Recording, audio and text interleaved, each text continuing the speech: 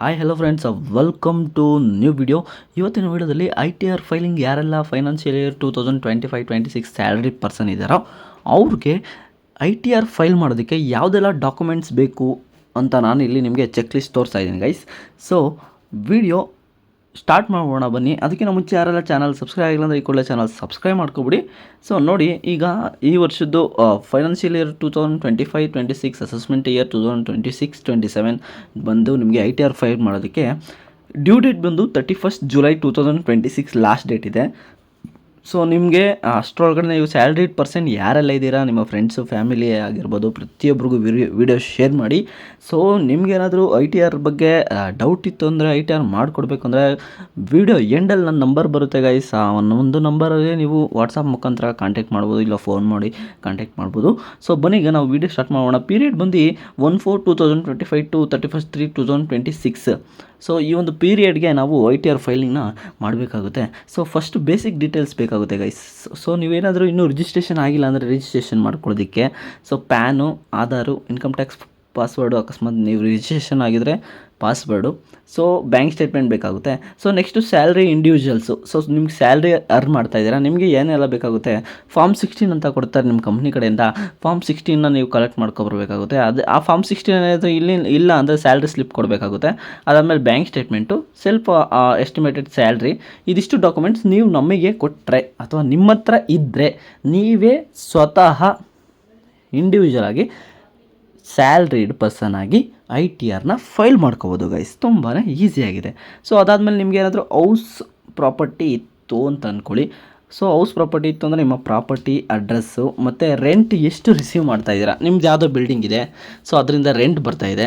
Rent income ಮೇಲೂ ನಾವು ಇಲ್ಲಿ ITR ಫೈಲ್ ಮಾಡಿ ಟ್ಯಾಕ್ಸ್ ಕಟ್ಟೋದಿರುತ್ತೆ ಗೈಸ್. ಸೊ ಆ ಒಂದು ರೆಂಟ್ ಇನ್ಕಮ್ ಬಗ್ಗೆ ನೀವು ಇಲ್ಲಿ ಡಿಕ್ಲೇರ್ ಮಾಡಬೇಕಾಗುತ್ತೆ. ನಿಮ್ಗೆ ಏನಾದರೂ ರೆಂಟ್ ಇನ್ಕಮ್ ಬರ್ತಾ ಇದೆಯಾ, ಮತ್ತು ಹೌಸಿಂಗ್ ಲೋನ್ ಏನಾದರೂ ಇದೆಯಾ, ನೀವು ಸ್ಯಾಲ್ರಿಡ್ ಪರ್ಸನ್ನು ಸೊ ಮನೆ ಕಟ್ಟೋದಕ್ಕೆ ಸಾಲ ತೊಗೊಂಡಿರ್ತೀರಾ, ಹೌಸಿಂಗ್ ಲೋನ್, ಆ ಒಂದು ಹೌಸಿಂಗ್ ಲೋನ್ ಡೀಟೇಲ್ಸು ಕೂಡ ಬೇಕಾಗುತ್ತೆ ಗೈಸ್.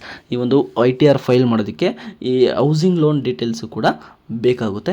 ಸೊ ಅದ ನಂತರ ನಿಮಗಿಲ್ಲಿ ಅಡಿಷ್ನಲ್ ಡಿಸ್ಕ್ಲೋಸರ್ ಅಂದರೆ share holding, investment in shares, direct stakes in companies ಅಥವಾ ಫಾರಿನ್ ಅಸೆಟ್ಸು, ಇವೆಲ್ಲನೂ ನಿಮ್ಮ ಹತ್ರ ಏನಾದರೂ ಇತ್ತು ಅಂದರೆ ಅಡಿಷ್ನಲ್ ಡಿಸ್ಕ್ಲೋಸರು ಇದನ್ನು ನೀವು ನಿಮಗೇನಾದರೂ ಅಪ್ಲಿಕಬಲ್ ಇತ್ತು ಅಂದರೆ ನೀವಿಲ್ಲಿ ಡಿಸ್ಕ್ಲೋಸ್ ಮಾಡ್ಬೋದು ಗೈಸ್. ಸೊ ಏನೇನು ಮೇನ್ ಬೇಸಿಕ್ ಡೀಟೇಲ್ಸ್ ನಾವಿಲ್ಲಿ ತಿಳ್ಕೊಂಡು ಪ್ಯಾನು, ಆಧಾರು ಮತ್ತು ನಿಮ್ಮದು ಪಾಸ್ವರ್ಡ್ ಬೇಕಾಗುತ್ತೆ. ITR ಫೈಲ್ ಮಾಡ್ತಾ ಇರೋದು ಸೊ ಲಾಸ್ಟ್ ಫೈನಾನ್ಷಿಯಲ್ ಇಯರು 2025-26ಗೆ ಡಾಕ್ಯುಮೆಂಟ್ಸ್ ಚೆಕ್ ಲಿಸ್ಟು ಇದಿಷ್ಟು ಆಗಿರುತ್ತೆ. ಇನ್ನು ನೆಕ್ಸ್ಟು ತುಂಬಾ ಇಂಪಾರ್ಟೆಂಟ್ ಆಗಿರೋ ಕ್ವಶನ್ಸು ಚೆಕ್ ಲಿಸ್ಟು ಇದೆ. ಡಾಕ್ಯುಮೆಂಟ್ಸು ಯಾವುದಿದಪ್ಪ ಅಂತ ನಾವು ನೋಡೋದಾದರೆ, ಸೊ ನೋಡಿ ಇಲ್ಲಿ ನೀವು ಕ್ಯಾಪಿಟಲ್ ಗೈನ್ಸ್ ಅಂತ ಇದೆ ಗೈಸ್. ಕ್ಯಾಪಿಟಲ್ ಗೈನ್ಸ್ ಅಂದರೆ ನೀವು ಶೇರ್ಸು, ಮ್ಯೂಚುವಲ್ ಫಂಡು, ಸೆಕ್ಯೂರಿಟೀಸು ಇದೆಲ್ಲ ನೀವೇನಾದರೂ ಬೈ ಮಾಡಿರ್ತೀರಾ ಅಂತ ಅಂದ್ಕೊಳ್ಳಿ, ಅಥವಾ ಏನಾದರೂ ಟ್ರೇಡಿಂಗ್ ಮಾಡಿರ್ತೀರಾ ಅಂತ ಅಂದ್ಕೊಳ್ಳಿ.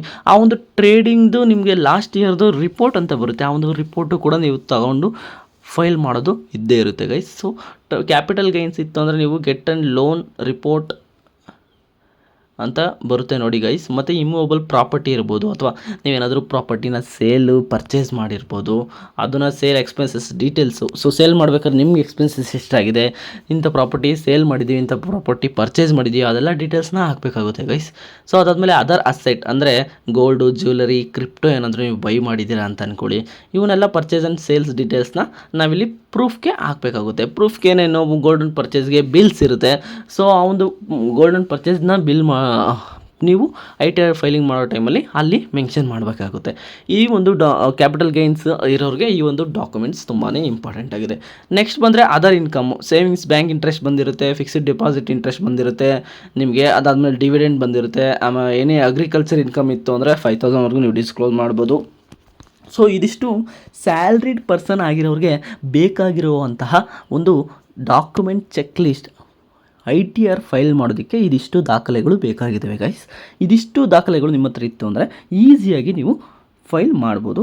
ಸೊ ನಿಮಗೇನಾದರೂ ಫೈಲ್ ಮಾಡೋದಕ್ಕೆ ಹೆಲ್ಪ್ ಬೇಕು ಅಂತಂದರೆ LKL ವರ್ಡ್ನ ದಯವಿಟ್ಟು ಇನ್ನೂ ಫಾಲೋ ಆಗಿಲ್ಲ ಅಂದರೆ ಈ ಕೂಡಲೇ ಫಾಲೋ ಮಾಡ್ಕೊಳ್ಳಿ.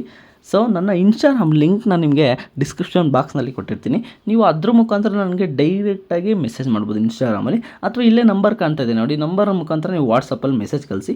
ಏನೇ ಡೌಟ್ ಇದ್ದರೂ ನಾವು ನಿಮಗೆ ಕ್ಲಿಯರ್ ಮಾಡಿಕೊಡ್ತೀವಿ. ಸೊ ಎಲ್ಲರೂ ಪೆನಾಲ್ಟಿ ಉಳಿಸೋದಕ್ಕೆ ಡ್ಯೂ ಡೇಟ್ ಮುಂಚೆನೇ ಫೈಲ್ ಮಾಡ್ಕೊಳ್ಳಿ. ಸಿಗ್ತೀನಿ ಮುಂದಿನ ವಿಡಿಯೋಗೆ. Thank you.